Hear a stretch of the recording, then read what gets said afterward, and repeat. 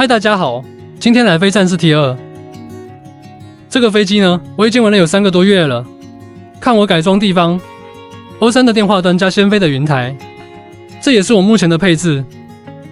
好的，现在垂直起飞，这个飞机一展的1.2米多，它起飞的时候其实挺有气势的，都挺震撼的。包括我本地的朋友能看到，他们都说挺喜欢这个飞机，就做工挺精致嘛，有一说一嘛，就很像是个产品。非常标准正经的产品。我们看它的垂起电流，现在是13安，看这个地方13安，25的油门，所以它的垂起效率是还可以的。然后我们转到80油门就平飞了，80油门的时候是20多电流，21电流左右。好，现在是慢慢的改成平飞，飞原点13安的油门，65电265的油门，12安的电流。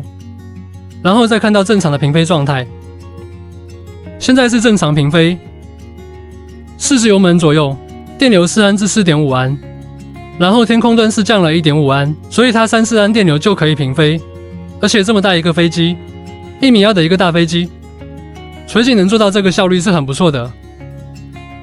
6H 动力是能飞到1个小时以上的。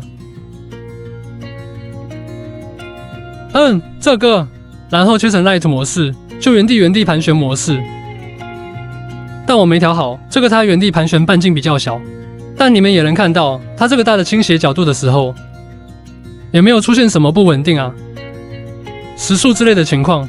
但这个油门偏高了呀，这个80油门才丁半圈，可能50-60就够了。